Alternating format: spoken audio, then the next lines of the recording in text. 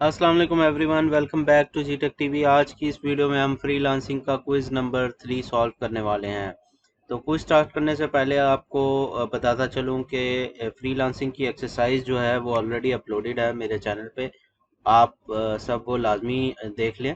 और इसके अलावा ग्राफिक डिज़ाइनिंग, डिजिटल लिटरेसी और ऑटोकैड की एक्सरसाइजेज भी ओपन हो गई हैं और इनके सॉल्यूशंस भी मेरी वेबसाइट पे आपको मिल जाएंगे। आपने सिंपली जाना gtechTV.com पे और यहाँ पे जाके आपने डिजी स्किल्स में बैच 10 में सॉल्व एक्सरसाइजेज के सेक्शन में जाके वहाँ से एक्सरसाइजेज डाउनलोड कर लेनी है। उसके अलावा क्विज के हवाले से मैं आपको पहले भी बताता रहता हूँ। क्विज का जो सॉल्व करने का तरीका है वो आप सबको पता है, लेकिन उसकी ट्रिक्स हैं कुछ, वो मैं आपको बताता चलूँ। अगर आप चाहते हैं कि क्विज में आपके ज़्यादा से ज़्यादा मार्क्स आएँ और आपको जो क्वेश्चंस हैं, क्योंकि क्विज में सबके डिफरेंट होते हैं, फिर आप लोग कहते हैं कि हमें ये क्वेश्चंस नहीं आए, हमें टोटली क्वेश्चन जो हैं चेंज आ गए हैं या कुछ क्वेश्चंस चेंज आए हैं। तो उसके लिए मैं आपको बता दूं कि आपने क्या करना है। आपने सिंपली जो है ना, इस बैच की वीडियो देखनी है। उससे पहले आपने 2 या 3 वीडियो पिछले बैच की भी देखनी है। जैसे कि अभी आप फ्रीलांसिंग के क्विज नंबर 3 को अटेम्प्ट करने वाले हैं, तो आप यहाँ जाके बैच 9 के क्विज 3 को और बैच 8 के क्विज 3 को और 7 के, जो भी इसमें से 2-3 वीडियोस जो हैं वो अवेलेबल, वो आप देख लें। आपको ज़्यादा आइडिया हो जाएगा कि पिछले बैच में क्विज 3 में क्या क्वेश्चंस आए थे। तो फिर आप ये अटेम्प्ट करेंगे तो इंशाल्लाह आपके जो मार्क्स हैं उसको वो अच्छे आएंगे और आपको क्विज में ऑलमोस्ट फुल मार्क्स अब मिल जाएंगे इंशाल्लाह। तो चलिए दोस्तों, क्विज को स्टार्ट कर लेते हैं। क्विज स्टार्ट करने से पहले अगर आप चैनल पर न्यू हैं तो सब्सक्राइब कर लें, बेल आइकन को प्रेस कर लें ताकि आपको नोटिफिकेशन जो हैं वो वीडियोस की मिलती रहें।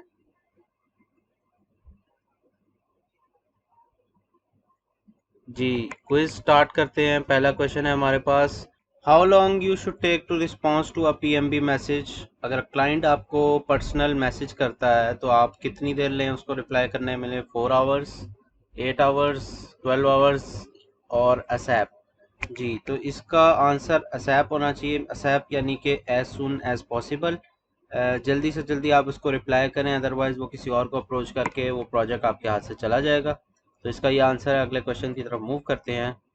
क्वेश्चन नंबर 2 है जी, if an employer does not like your mockup then most of the time he she dash. Okay, अगर किसी को आपका जो सैंपल है या मोकअप है वो अच्छा नहीं लगा तो क्या करेगा? Mostly opens dispute.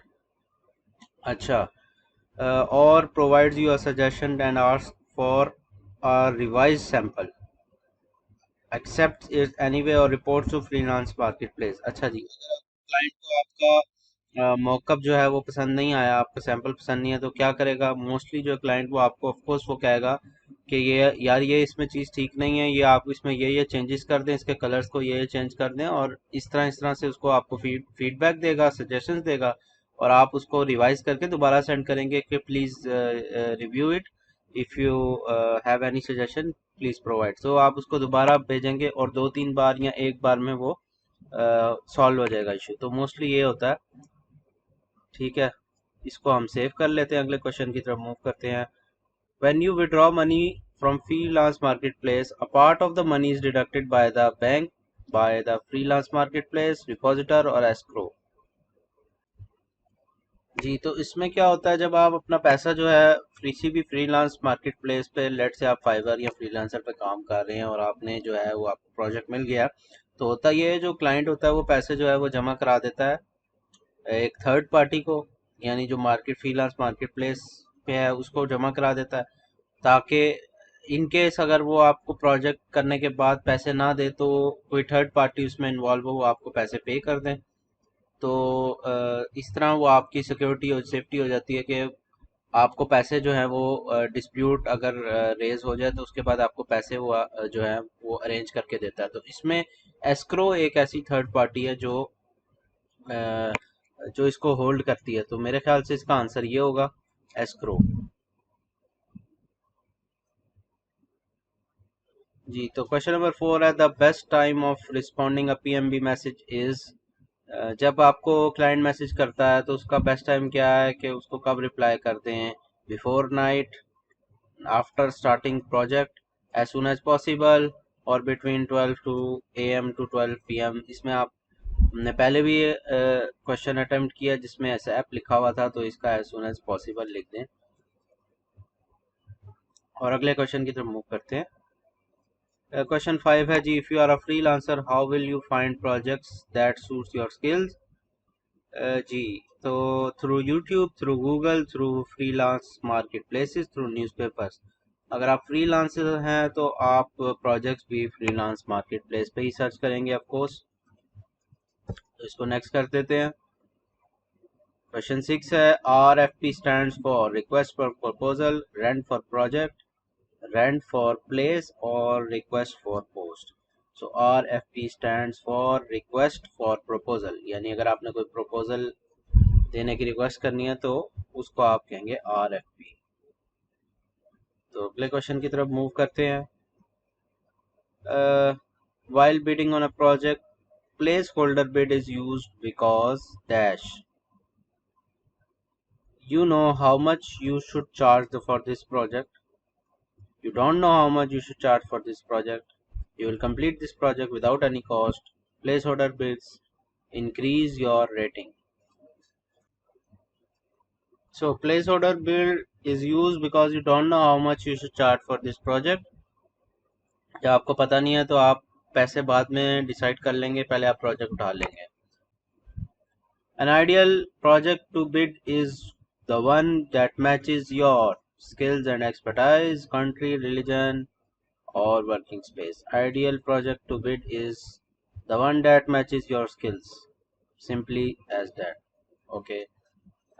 Next question है जी, if your client start communicating with you about the project through email, what should be your response? अगर आपका client जो है वो ईमेल के थ्रू आपसे बातें करना शुरू कर दे तो आपको क्या करना चाहिए? Response him through email and ignore PMB. Email के थ्रू आप भी उसको आंसर देना शुरू कर दें और पर्सनल मैसेज बोर्ड को इग्नोर कर दें। Response him through phone call and ignore PMB, phone के थ्रू करने लग जाएं आप, या रिस्पॉन्स हिम थ्रू स्काइप। और request your client politely to communicate through PMB, यानी आप उसको रिक्वेस्ट करें कि प्लीज़ मुझे मैसेज जो है फ्रीलांस मार्केट प्लेस पे पर्सनल मैसेज उसी पे अप्रोच करें, मुझे ईमेल या फ़ोन कॉल या स्काइप के थ्रू मत करें, क्योंकि वो आपका जो क्लाइंट है वो उधर अगर मेल पे बातें करेगा तो उसका कोई रिकॉर्ड जो है वो फिर फ्रीलांस मार्केट प्लेस पे नहीं होगा, तो डिस्प्यूट आएगा तो उसमें आपको फिर प्रॉब्लम होगी। तो आप कोशिश करें ज़्यादा से ज़्यादा आप पीएमबी के थ्रू ही मैसेज करें। अगले क्वेश्चन की तरफ मूव करते हैं जी। Last question, what which one is the main factor that can create a great impact on a PMB response? Greetings, personal contact details, consciousness towards the project, or positiveness? जी, which one is the main factor that can create a great impact?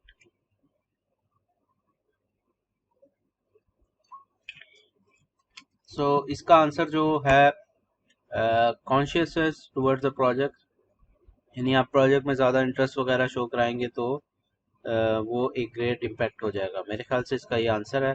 अगर आपको लगता है ये answer नहीं है तो आप कोई और ऑप्शन भी चूज़ कर सकते हैं। तो उम्मीद करता हूँ दोस्तों आपको वीडियो अच्छी लगी होगी। वीडियो अच्छी लगी है तो ज़रूर वीडियो को लाइक कर लें, फ्रेंड्स के साथ शेयर कर लें और मुझे कमेंट सेक्शन में ज़रूर बताएं कि आपको ये वीडियो कैसी लगी है। मिलते हैं दोस्तों अगली वीडियो में, तब तक के लिए अपना बहुत ख्याल रखिएगा। अल्लाह हाफ़िज़।